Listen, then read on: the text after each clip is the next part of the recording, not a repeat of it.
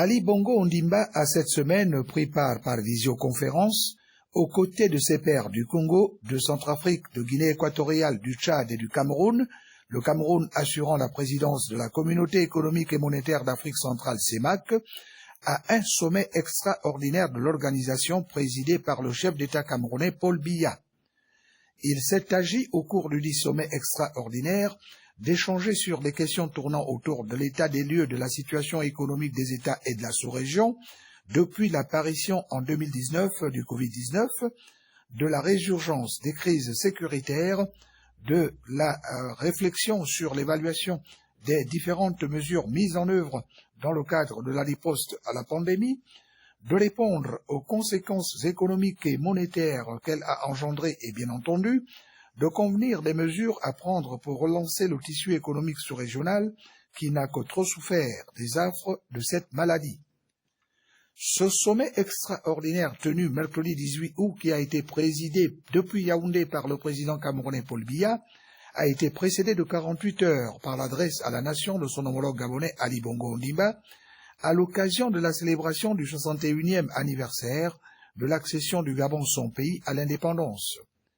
Lors de son discours circonstanciel, Ali Bongo Ondimba a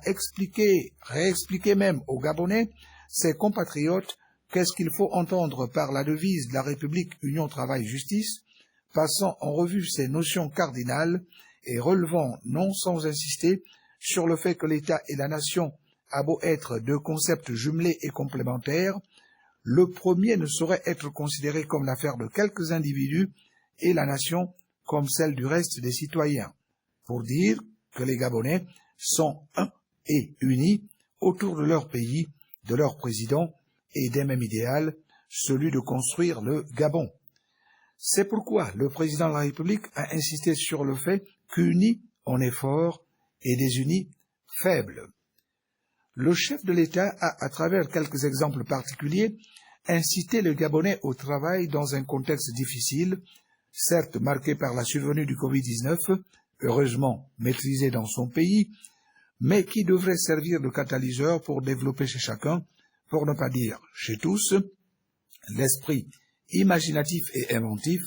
et permettre de surmonter les écueils engendrés par la maladie. En parlant de travail justement, Ali Bongo Ondimba a vanté les succès du Gabon en matière d'employabilité des jeunes avec l'ONE, de couverture médicale nationale avec la CNAMGS, de recherche médicale notamment dans celle liée à la virologie au CIRMF à Franceville, et bien entendu de la diplomatie qui, sous sa houlette, a permis à son pays de, pour reprendre un grand diplomate américain qu'il a cité, boxer dans la cour des grands.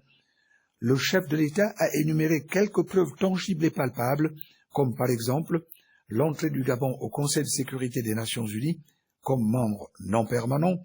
et au Conseil des droits de l'homme de l'ONU. L'éducation, ou si l'on veut les politiques d'éducation, le sujet a été aussi abordé par le premier des Gabonais qui a mis en exergue l'accent placé sur l'enseignement technique et professionnel,